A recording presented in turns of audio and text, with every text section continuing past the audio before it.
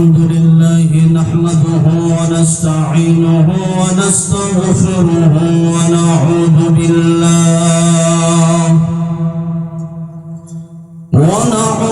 بالله من شرور أنفسنا ومن سيئات أعمالنا من يهده الله فلا مضل له ومن يضلله فلا هادي له ونشهد أن لا إله إلا الله وحده لا شريك له ونشهد أن سيدنا وحبيبنا ومولانا محمدا عبده ورسوله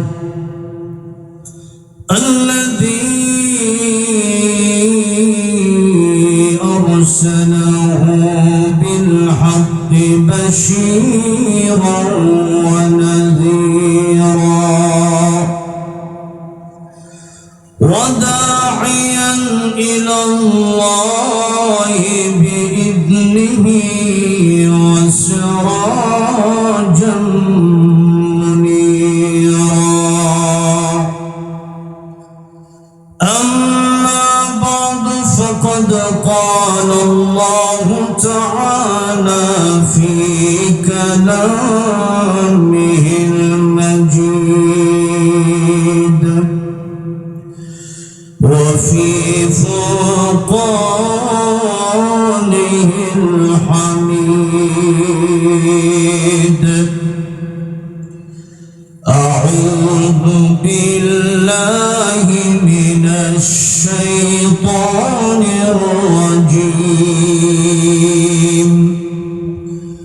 بسم الله الرحمن الرحيم الذي خلق الموت والحياة ليبلوكم أيكم أحسن عملا وهو العزيز الغفور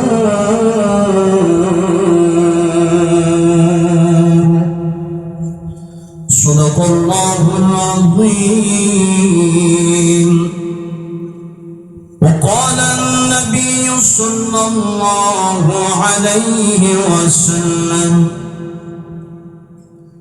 الدنيا سجن المؤمن وجنة الكافر أو كما قال النبي عليه الصلاة والسلام وقال تعالى في شان حبيبه إن الله وملائكته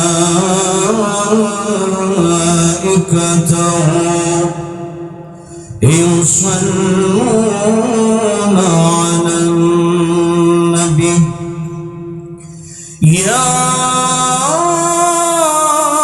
أيها الذين آمنوا صلوا عليه وسلموا تسليما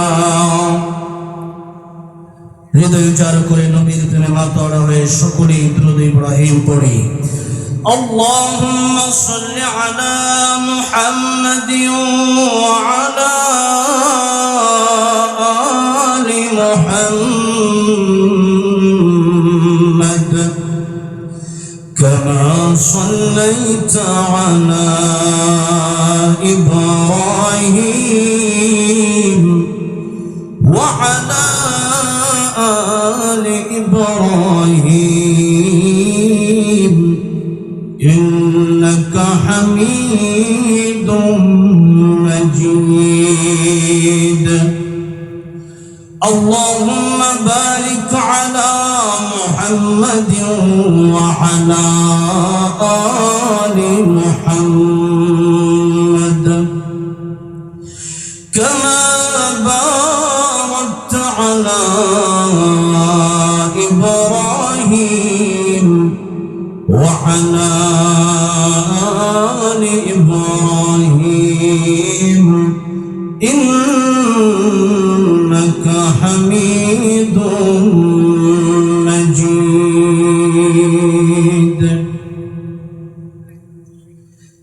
গাজীপুর জেলার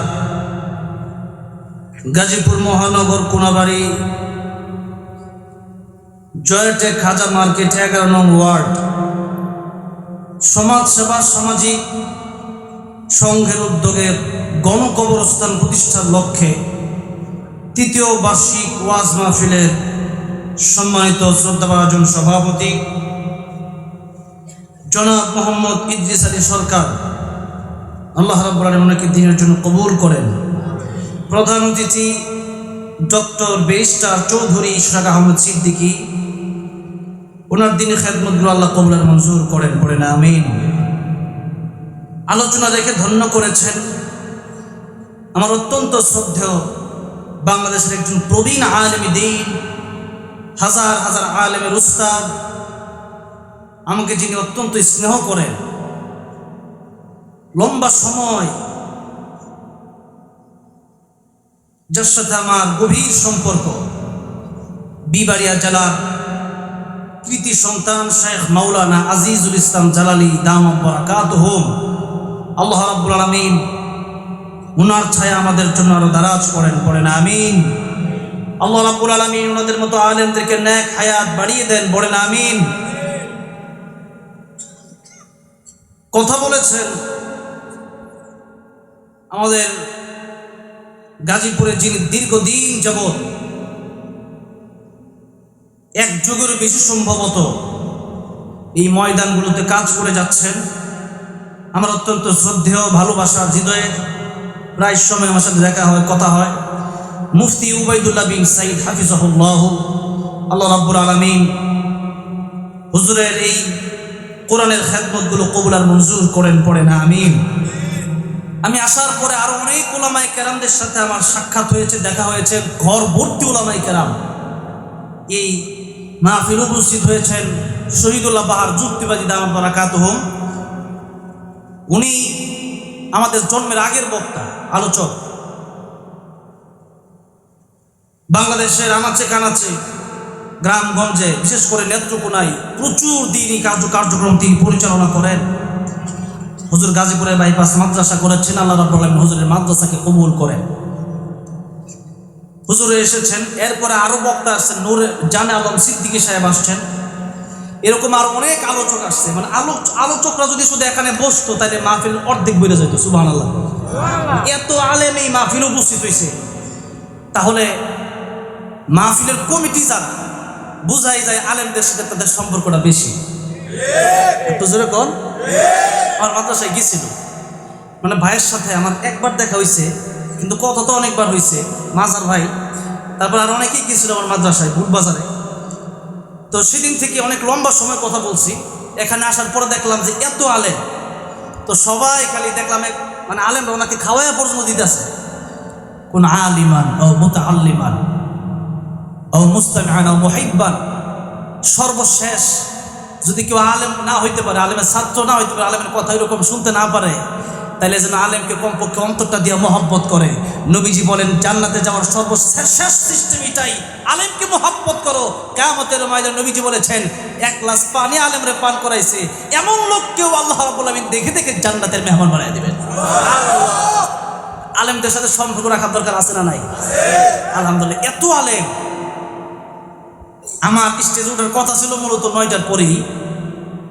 তো আমি তো কাছের মানুষ, আমি সাধারণত একটা মাহফিল করার চেষ্টা করি বেশি, যাতে কইরা ওই দৌড়াদৌড়ি বেশি না করা লাগে। তো সেই জন্য আমার গতকালকে বলতেছেন যে সর্বশেষ ওয়াজ করতে হবে আপনার, কারণ আপনি গাজীপুরের সন্তান, তা আপনি তো আগে গিয়ে কি করবেন? কথা তো সত্যই, আমার যাইতে লাগবে 20 মিনিট বুটবাজার, তাহলে এত আগে গিয়ে আসলে কি করবো? তাহলে আমি বললাম ঠিক আছে, যখন দেন 11টা 12টা নাই, এমনি রাইতে সজাগই থাকে। তো যাই হোক, এই সমাজ সেবা বিশেষ করে কবরস্থানের উদ্যোগে ওনারা অনেক পরিশ্রম করতেছেন। এই কবরস্থানের উদ্যোগে যারা কাজ করতেছেন, মানুষের শেষ সময় যখন চলে আসে, অনেক সময় একসঙ্গে সবাইকে কবর দেয়। এটা সুন্দর সিস্টেম। একটা এলাকা যে সুন্দর শান্তিপূর্ণ এলাকা এটা বোঝা যায়, সৎকায় জারিয়া সব পাওয়া যায়। এই দিনই কাজগুলো আপনারা, আমি চাই ওনারা এখন যারা সম্পৃক্ত আছেন, আপনার এলাকার প্রত্যেকটা ব্যক্তি সম্পৃক্ত হবে, কারণ মূর্তি তো হবে, কবরে যদি যেতে হবে। তো এতগুলা মানুষ একসাথে কবরে থাকবে, এখানে ভালো মানুষও তো কবরে থাকতে পারে, আবার দেখা গেছে আপনার গুনাহ থাকতে পারে, আল্লাহ রাব্বুল আলামিন তার সাথে আপনাকে মাফও করে দিতে পারেন। সেই জন্য এই কবরস্থানের সাথে আপনারা লেগে থাকবেন। এই কবরস্থানে আপনারা জান এবং মাল দিয়া সহযোগিতা করবেন। আল্লাহ এই সংগঠন এবং কবরস্থানের উদ্দেশ্যে যারা দীর্ঘদিন যাবত জান এবং মাল দিয়া কষ্ট করে যাচ্ছেন, এই সংগঠনকে কিয়ামতের ময়দানে একসাথে, এবং আজকে যারা এই মাহফিলে আসলেন, আমাদেরকে রাসূল করিম সাল্লাল্লাহু আলাইহি সাল্লামের হাতে হাউজে কাউসারের পানি পান করে যেন জান্নাতুল ফিরদাউসের মেহমান বানায় দেন, পড়ে না আমিন।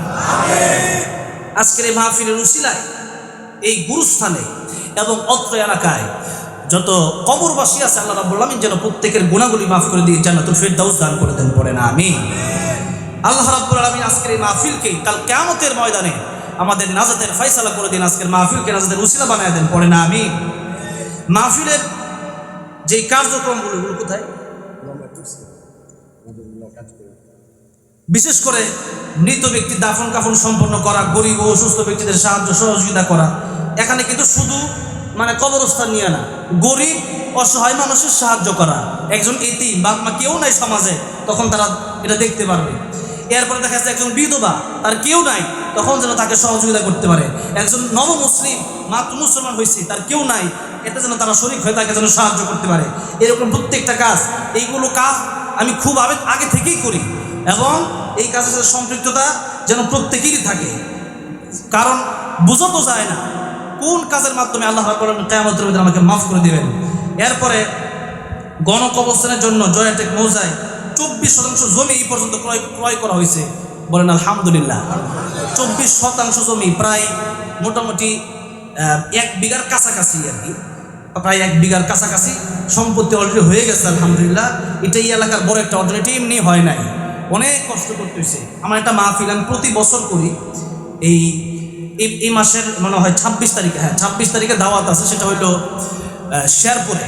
সেখানে গত বছর আমাকে বললো, হুজুর আপনি একটু বলেন এলাকার মানুষজন দান করে, তো করতে করতে প্রায় 6-7 লাখ টাকা উঠছে। তো আমার সর্বশেষ বলছে, এখানে একজন সভাপতি আছে, অনেক সম্পত্তির বাইরে কবরস্থানের রাস্তাটা দরকার, উনি কোনোভাবেই দিতেছে না, উনি প্রায় ওই রকম কথা বলতে পারে না, মৃত্যুর মুখোমুখি আর কি। তো ওনাকে একটু বলেন, আমি এত বুঝাইলাম উনি দিল না। তার মানে বুঝেন, এত বোঝানোর পরে মৃত্যু সজ্জায় প্রায় শায়িত, কবরে চলে যাবে বা এই লোকটা কবরের রাস্তার জায়গাটা দিল না। দেখা গেছে মনে করেন যে 1-2 কাটা জায়গা আর কি, তো এই জায়গাটা উনি দিল না, জায়গার দাম 2 লাখ টাকা, দিব না। এই যে দিল না দেওয়ার কারণে পরে হতাশ হয়ে গেলাম। এই বছর তারা আসছে, আবার দাওয়াত দিছে, কিন্তু কথাটা হইল 1 কাঠা জায়গা আমি এতবার চাইলাম তারপরেও দেয় নাই। তাহলে যেই যুবকরা প্রায় 1 বিঘার কাছাকাছি সম্পত্তি কবরস্থানের জন্য তৈরি করলো, এদের কাজটা কি সাধারণভাবে বেশি ভালো হয়েছে না কম ভালো হয়েছে? বেশি ভালো হয়েছে। এমন লোক যেই সমাজে থাকবে, এই সমাজটার উন্নয়ন হইতে বেশি দিন সময় লাগবে না। সর্বোপরি এই সংগঠনের জন্য আমি দোয়া করি, আল্লাহ রাব্বুল আলামিন যেন এই সংগঠনকে বাংলাদেশের শ্রেষ্ঠ সংগঠন হিসেবে কবুল মঞ্জুর করেন, বলেন আমিন। আপনারা এই সংগঠনের সাথে সম্পৃক্ত থাকবেন তো ইনশাআল্লাহ? ইনশাআল্লাহ আল্লাহ কবুল করেন। আসেন আল্লাহর প্রশংসা আদায় করে আমরা আলোচনার মূল যেই কথাগুলো আছে সেই দিকে আমরা যাই ইনশাআল্লাহ। অনেকেই কথা বলছে, আসলে উলামায়ে কেরাম যেহেতু বেশি, রাত অনেক গভীর হয়ে গেছে, 12টা বাজে, 12টা বেজে যাচ্ছে। 1 ঘন্টা সময় আপনাদের কাছে চেয়ে নিতে চাই। আমি বলছি 1টা পর্যন্ত চালাবো, তো উনি আমাকে ভাই বলছে যে ইন্ডিয়ায় গেছে 4 ঘন্টা বাস করতে পারে, তাহলে কেন আপনি 1 ঘন্টা 2 ঘন্টা করতে পারবেন না? তো এখন কথা হয়েছে যে কত তো সত্যই, ইন্ডিয়ায় গেছে এত দূরে গেছে 4 ঘন্টা করি, তাহলে এলাকায় তারও বেশি করা দরকার, কারণ নিজের এলাকা আগে ঠিক করা দরকার, ঠিক কিনা বলেন? তো যাই হোক, আপনাদের অবস্থা অনুযায়ী কারণ খাইতে খাইতে যদি পেট ভরা যায় তখন দেখা গেছে যতই খাওন দিবেন আর মজা লাগবে না। পেট ভরা, আপনি যদি বিরিয়ানি হাজি বিরিয়ানি না দেন মজা লাগবো? কেলিকে মজা লাগবো না? পেট ভরা, এনে মজা লাগার কিচ্ছু নাই। আবার খিদা লাগছে, সেপার ভর্তা ডাল দিয়ে দিলে, আলু ভর্তা দিলে আরে কোনো কথা নাই, ওরা তোরা খেয়াল হয়ে গেছে। নুন আনতে পান্তা ফুরাই, লবণ আনতে আনতে বাদ শেষ, কারণ খিদা লাগছে। তো যতক্ষণ আপনারা থাকবেন, ক্ষুধা আছে ততক্ষণ পর্যন্ত আমি আছি ইনশাল্লাহ। আর ক্ষুধা শেষ হয়ে যাবে, এরপরে দিতে চাইলেও নিতে পারবেন আপনারা, কারণ তো অনেক সময় পর্যন্ত নিতেছেন, অনেক কথা নেওয়ার লুট তো ক্ষমতা তো নাই। এখন নিতে নিতে পিছনে সব ভুলে গেলেন, লাভ নাই। এই জন্য যতক্ষণ পর্যন্ত আপনাদের ইমানি স্পিড থাকবে ততক্ষণ পর্যন্ত ইনশাল্লাহ আমি আসি। খুব জ্বর ছিল আজকে সারাদিনও, খুব জ্বর ছিল, কিন্তু আমি এখানে আসার পরে করলা ভাজি দিয়ে খাওয়ার পরে মোটামুটি জ্বর কমে গেছে, আলহামদুলিল্লাহ। তো যাই হোক, আসেন আমরা সামনের দিকে যাই। আমরা সূরা মুলক এর 2 নম্বর আয়াত থেকে আমরা আজকে কথা বলবো, বলি ইনশাআল্লাহ। ওমা তৌফিকি ইল্লা বিল্লাহ। আল্লাহ সুবহানাহু গরিয়ান রব্বুল ইজ্জত ওয়াল জালাল, যিনি আমাদের মালিক, আকাশের মালিক, জমিনের মালিক, সে আল্লাহ রাব্বুল আলামিনের আলিশান দরবারে হৃদয়ের গভীর থেকে শুকর আদায় করছি। হৃদয় উজাড় করে প্রাণ খুলে সকলে এক স্বরে সমস্বরে বলছি আলহামদুলিল্লাহ। জবান দিয়েছে কে বলেন তো? আল্লাহ দেওয়া জবান দিয়ে আল্লাহর নামটা খুলে একটু কষ্ট হয় আর কি, কষ্ট হইলেও আল্লাহর নামটা বলার দরকার আছে না নাই? আহারে বেলাল রাদিয়াল্লাহু আনহু যখন উমাইয়া মারতো, তখন বেলাল রাদিয়াল্লাহু আনহুর দেহের উপরে আগুনের আংরা দিয়ে রাখতো, আর বেলাল রাদিয়াল্লাহু আনহু শুধু আল্লাহু আহাদ বলতেন। আবু বকর সিদ্দিক রাদিয়াল্লাহু আনহু দেখলে তিনি খুব জোরে জোরে আল্লাহর নাম বলেন। তখন আবু বকর সিদ্দিক রাদিয়াল্লাহু আনহু বললেন, বেলাল তুমি আস্তে আস্তে বলতে পারো না? কারণ যে আল্লাহ জোরে বললে শুনে, সে আল্লাহ আস্তে বললেও শুনে কি শুনে না? শুনে। পৃথিবীর কেউ যেটা দেখে না ওইটা আমার আল্লাহ দেখে কি দেখে না?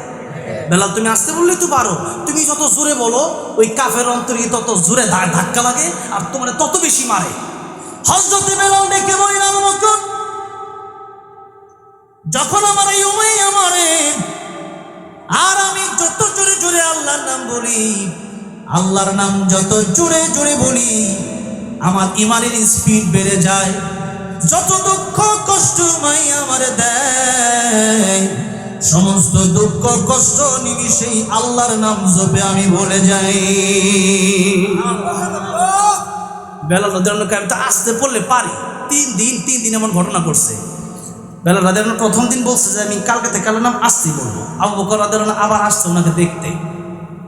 যখন দেখতে আসছে দেখে আবার জোরে বলে, তো তুমি আসতে বলতে পারো না? ঠিক আছে বলবো না। এরকম 3 দিন হওয়ার পরে ডাইরেক্ট এবার জবাব দিচ্ছে যে দেখেন আপনি তো প্রতিদিন আমারে বলেন, কিন্তু আমি আল্লাহর নাম আসতে বললে মজা লাগে না, যত জোরে কই তত মজা লাগে। জোরে বলি সুবহানাল্লাহ।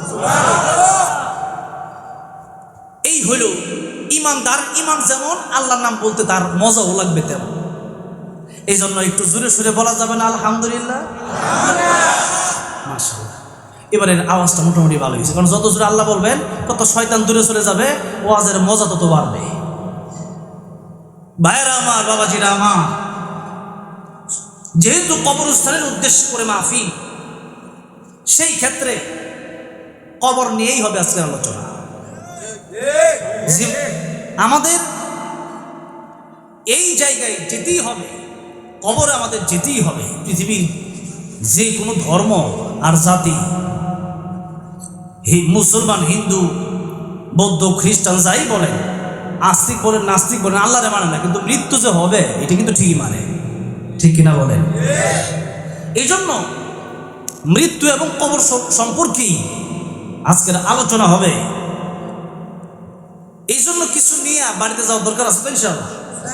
আসেন আমরা সরাসরি আয়াতের দিকে যাই। তার আগে একটা কথা বলে রাখি, যেহেতু সূরা মুলক পড়ছি, সূরা মুলক 2-3 দিন আগে প্রথম আয়াত নিয়ে লম্বা চূড়া তাফসীর করছিলাম এই গাজীপুরের রাজেন্দ্রপুরে। আজকে দ্বিতীয় আয়াত বলবো। তো সূরা মুলক যারা প্রতিনিয়ত তেলাওয়াত করবে, রাসূল কারীম সাল্লাল্লাহু আলাইহি সাল্লাম বলেছেন কিয়ামতের ময়দানে সূরা মুলক তাদের জন্য আল্লাহর কাছে সুপারিশ করবে। শুধু সুপারিশ না, নবীজি বলেছেন জেরা করবে, মানে ঝগড়া করবে। কোরআন তো গায়রে মাখলুক, কোরআন তো মাখলুক না। মাখলুক আল্লাহর সাথে জেরা করতে পারে না, কিন্তু কোরআন তো আল্লাহর কালাম। আল্লাহর সাথে কোরআনের সম্পর্ক তাহলে ডাইরেক্ট আল্লাহর কালাম। সেই জন্য কোরআন কিয়ামতের দিন বলবে আল্লাহ, বিশেষ করে সূরা মুলক যারা প্রতি রাতে এশার নামাজের পরে তেলাওয়াত করবে, সূরা মুলক তেলাওয়াত করে যারা ঘুমাবে, নবীজি বলছেন কিয়ামতের ময়দানে সূরা মুলক আল্লাহ দরবার বলবে, আল্লাহ তার গুনাহ অনেক বেশি থাকতে পারে, কিন্তু তার জান্নাতে না দেওয়া পর্যন্ত আমি শান্ত হব না, তোমার সাথে আমার ঝগড়া শেষ হবে না। যেরকম সুবহানাল্লাহ। বলেন তো কোরআনের সুপারিশ আল্লাহ গ্রহণ করবেন কি করবে না? করবেন। সেজন্য সূরা মুলক এটা হলো প্রথম আজকের শিক্ষা। সূরা মুলক প্রতিদিন আমরা তেলাওয়াত করব, বলি ইনশাআল্লাহ। এবার আসেন আমার আলোচ্য আয়াতের দিকে যাই। দ্বিতীয় নম্বর আয়াত, আল্লাহ রাব্বুল আলামিন বলেন, আল্লাযী খালাকাল মাউতা ওয়াল হায়াতা লিয়াবলুয়াকুম আইয়ুকুম আহসানু আমালা ওয়া হুয়াল আজিজুল গফুর।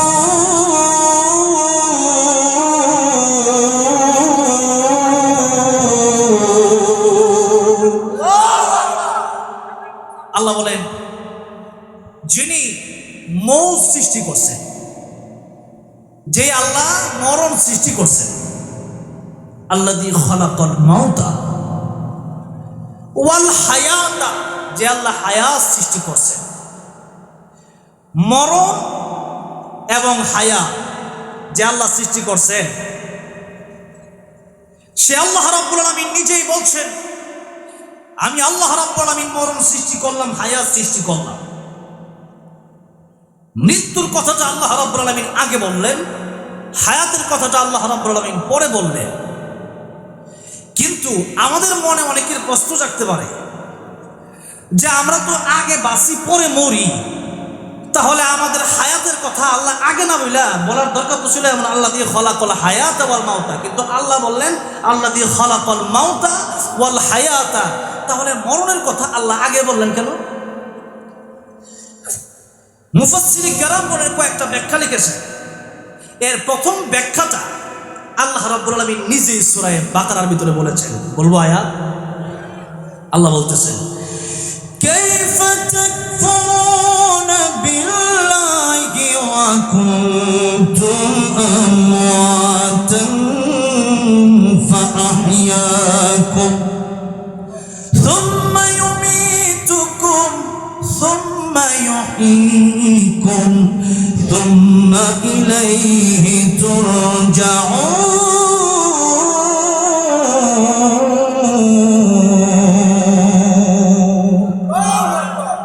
আল্লাহ রাব্বুল আলামিন বলেন, কাইফা তাকফুরুনা বিল্লাহ,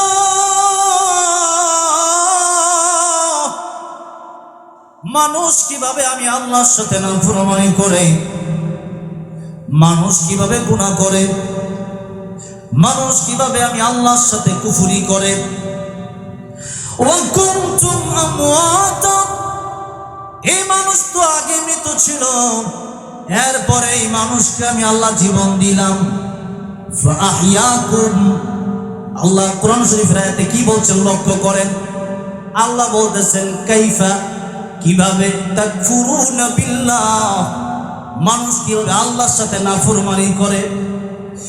ও কুনতুম আমওয়াতা, এই মানুষ তো মৃত ছিল। আল্লাযী খালাকাল মাউতা ওয়াল হায়াতা, মনে আছে ওই আয়াত সূরা মুলকের আয়াত? সূরা মুলকের আয়াতের সাথে সূরা বাকারার আয়াতকে মিলাম, একটু বোঝার চেষ্টা করুন। আল্লাহ রাব্বুল আলামিন বলেন, আল্লাযী খালাকাল মাউতা ওয়াল হায়াতা, আবার আল্লাহ রাব্বুল আলামিন বলেন কুনতুম আমওয়াতান ফাআহইয়াকুম। তাইলে সূরা মুলকের প্রথমে আল্লাহ মরণের কথা বললেন, পরে হায়াতের কথা। সূরা বাকারায় আসলাম, সেখানে এখন দেখি আগে আল্লাহ মরণের কথা বলেছেন, এরপরে হায়াত।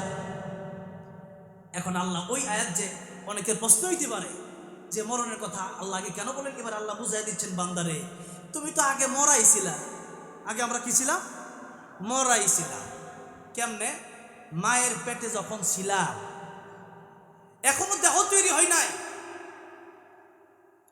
জমাট রক্ত, এরপরে গুস্ত হাড্ডি, এরপরে মানুষের আকৃতিতে আল্লাহ যখন বানালেন, এখনো রুহু আসে নাই। এই মুহূর্তে যদি আল্লাহ রুহু না দেয়, তাহলে অনেক মৃত বাচ্চাও এই পৃথিবীতে ভূমিষ্ঠ হয় কি হয় না? মৃত বাচ্চা ভূমিষ্ঠ হয়েছে কেন? ওই যে আল্লাহ রুহু দেয় নাই। কি দেয় নাই? রুহুটা কি জিনিস? এটাও আল্লাহ নবীকে প্রশ্ন করা হয়েছে। আল্লাহ জবাব দেয়। প্রশ্ন করা হয়েছে আমাদের নবীকে, ويسألونك عن الروح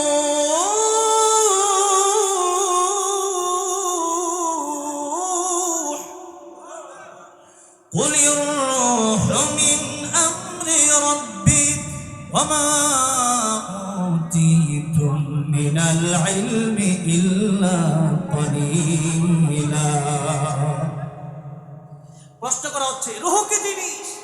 আল্লাহ বলছেন রূহ হচ্ছে এমন একটা বিষয়, এই পৃথিবীর মানুষ, এরা পৃথিবীর মানুষেরা কোনোদিন রূহ দেখতে পারবে না। আল্লাহ বলেন কুলির রূহু মিন আমরি রাব্বি, রূহ হচ্ছে কেবল আল্লাহর হুকুম। আল্লাহ বলছে, ভিতরে ঢুকছে, আল্লাহ যেদিন বলবেন সেদিন চলে যাবে।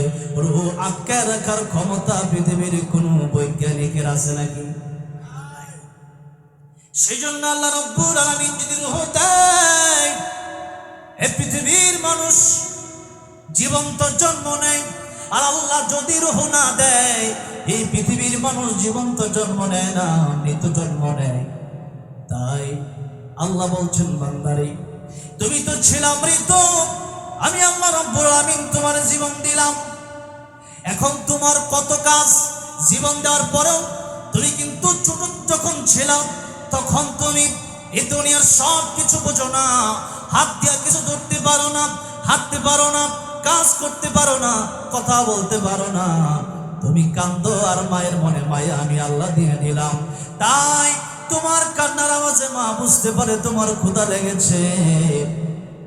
তোমার ক্ষুধা লেগেছে বুঝতে পারার কারণে তোমার মার বুকে দুধ যে প্রয়োজন হবে, ওই দুধ বেশি গরমও না, বেশি ঠান্ডাও না। ডাক্তাররা বলেছেন পৃথিবী এই ছোট্ট ছোট্ট নবজাতকদের জন্য মায়ের দুধের চাইতে উপকারী কোনো খাবার পৃথিবীতে নাই। বেশি গরমও না, বেশি গরম দিলে বাচ্চার জিহ্বা পুড়ে যাবে, আবার বেশি ঠান্ডাও না, বেশি ঠান্ডা দিলে বাচ্চার ঠান্ডা লেগে যাবে। এমন দুধ আল্লাহ ব্যবস্থা করে দিলে, মায়ের বুকে এতদিন দুধ নাই, কিন্তু বাচ্চা আসছে, মায়ের বুকে দুধ আল্লাহ দিয়ে দিছে। আল্লাহ রাব্বুল আলামিন বলেন, ও পৃথিবীর মানুষ,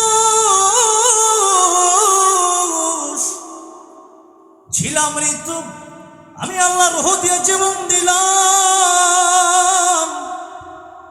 এরপরে বুঝো না কিছু, খালি কাঁদো, কথা বলতে পারো না। হাল আতা আলাল ইনসান হিনুম মিনাদ দাহর লাম ইয়াকুন শাইআন মাযকুরা। ও পৃথিবীর মানুষ, তোমাদেরকে আমি আল্লাহ জিরো থেকে হিরো বানিয়ে দিলাম। ও পৃথিবীর মানুষ, তাহলে তোমরা এক সময় ছিল না, আমি আল্লাহ তোমাদেরকে রূহ দিলাম, এরপরে তোমাদের জীবন আসলো। তাই আল্লাহ বলছেন, কুনতুম আমওয়াতান ফাআহইয়াকুম, তোমরা ছিলাম মৃত, আমি আল্লাহ রাব্বুল আলামিন তোমাদেরকে জীবন দেওয়ার পরে তোমরা হয়ে গেলা জীবিত। এখন জীবিত বাচ্চারা যখন বড় হয়েছে, তাকে নিয়ে কত মানুষের কারাকারি, বিভিন্ন সমাজ তারে টানে, বিভিন্ন মানুষ তারে ডাকি, চাকরি করতে হয়, ব্যবসা করতে হয়, তার কাজের অভাব নাই। তার সময়, এমন সময়টা এখনো হয় না যে আল্লাহ বান্দারে সময় দিল, সে বান্দা আল্লাহর জন্য একটা সময় দিতে পর্যন্ত পারে না। নামাজ পড়তে ডাকলে বলে সময় নাই, কি নাই? সময় নাই, তার সময় নাই। যে সময় আল্লাহ দিছে সে কয় আমার সময় নাই, নামাজ পড়ার সময় নাই। আহারে, এই জন্য আল্লাহ বলেন, এই মানুষটা কেমনে আল্লাহর সাথে নাফরমানি করে, অথচ সময় তো আমি আল্লাহ দিলাম। তাহলে যে সময় আল্লাহ দিলেন, 24 ঘন্টার সময়ের ভিতরে 1 ঘন্টার সময় যদি আল্লাহরে না দেই, কিয়ামতের ময়দানে যদি আল্লাহ জাহান্নামে দেয়, তাহলে সেটা কি আল্লাহর বেইনসাফ হবে না ইনসাফ হবে? এটা ইনসাফের বিচার হবে, আল্লাহ বেইনসাফের বিচার করবে না। আপনি 24 ঘন্টার ভিতরে 1টা ঘন্টা সময় নামাজের জন্য দিতে পারেন না, আপনার নামাজ পড়ার সময় নাই। যে আল্লাহ সময় দিল, আল্লাহ যদি ওই মায়ের পেট থেকে রুহ না দিত আপনি থাকতে পারতেন না। অথবা আপনার চেয়ে কম বয়সী কত মানুষ চলে গেছে, আল্লাহ যদি আপনার রুহ নিয়ে নিত আপনি বাঁচতে পারতেন না। কিন্তু এখন নামাজের সময় হইলে পরে সময় নাই, মাহফিলের জন্য একটু বসতে বললে সময় নাই। তাহলে সময়টা দিল কি, এটা কি দেখলেন না? একটু দেখার দরকার আছে না? যে আল্লাহ সময় দিল, ওই মানুষটা যদি কয় যে আল্লাহ আমার সময়, আল্লাহ দেওয়ার পরেও যদি বলে যে সময় নাই, এটা কি নিমুখ হারামি হয়েছে কি হয় নাই? এর চেয়ে বড় নিমুখ হারাম আর কেউ থাকতে পারে? ভাইরা আমার, বাবাজিরা আমার, তাই আল্লাহ বলছেন ও পৃথিবীর মানুষ, তোমরা আগে মরা ছিলা। মুফাসসিরগণ বলছেন মানুষ আগে মরা ছিল, এখন জীবিত হয়েছে রূহ দেওয়ার পরে, আগে মরাই ছিল। তাই আল্লাহ বলছেন আল্লাহ দিয়ে খলাকাল মাউতা ওয়াল হায়াত। এটা হলো এক ব্যাখ্যা। কষ্ট দিতে আপনাদের? সামনের দিকে যাওয়া যাবে ইনশাল্লাহ। আমার গজল গর্জন বলছে, এটা গজলও গাইব ইনশাল্লাহ। যেহেতু সঙ্গীতের ভক্ত আমরা আলহামদুলিল্লাহ দেশে কোটি কোটি মানুষ, একটা সঙ্গীত যদি খালি 10 কোটি মানুষ শোনে তাহলে কর 100 মিলিয়ন 10 কোটি, এটা দেখা যায় কত মানুষ শুনছে। তাইলে বলেন গজলও তো শুনতে চাইতেই পারে, ঠিক না বেঠিক? আপনারাও শুনবেন ইনশাল্লাহ। একটু আগে কিছু আমল ভিতরে ঢুকাই, কিছু এলেম ভিতরে ঢুকাই, এরপরে ইনশাল্লাহ খালি সিলেবাস আসতে থাকবে, আমি জানি এগুলো এক লগে জমাও, এরপরে ইনশাল্লাহ একসাথে। আল্লাহ রাব্বুল আলামিন মরণের কথা আগে বললেন। এর দ্বিতীয় নম্বর ব্যাখ্যা হচ্ছে এই পৃথিবীর জীবন আমার আসল জীবন না। এই পৃথিবীর জীবনের পরে যে জীবন শুরু হবে ওই জীবনটাই আমার আসল জীবন। সেই জন্য আল্লাহ রাব্বুল আলামিন বললেন আল্লাযী খালাকাল মাউতা ওয়াল হায়াতা। আল্লাহ রাব্বুল আলামিন বলেন যিনি মরণ সৃষ্টি করেছেন, যিনি হায়াত সৃষ্টি করেছেন, তার মানে এই পৃথিবীতে এসেছি আমার মৃত্যুবরণ করা লাগবে। মরণ আমার হবে, মরণ আপনার হবে। শুধু আমার আপনার মরণ হবে তাই না, মালাকুল মাউত আজরাইলেরও মরণ হবে, কি হবে না? সবার যখন মৃত্যু হয়ে যাবে আল্লাহ রাব্বুল আলামিন বলেন ও মালাকুল মাউত আর কে বাকি আছে? মালাকুল মাউত কি বলবেন? আল্লাহ রাব্বুল আলামিন সব শেষ, কেবলমাত্র আপনি আর আমি বাকি। আল্লাহ আগেই ঘোষণা দিয়েছেন সূরা রহমান, কুল্লু মান আলাইহা ফানি ওয়া ইয়াবকা ওয়াজহু রাব্বিকা যুল জালালি ওয়াল ইকরাম। এই পৃথিবীর সব ধ্বংস হয়ে যাবে, আকাশ জমিন গ্রহ নক্ষত্র মানব দানব সব শেষ হয়ে যাবে। আল্লাহ রাব্বুল আলামিন বলেন কেবলমাত্র আমি আল্লাহ রাব্বুল আলামিন একাই বাকি থাকবো।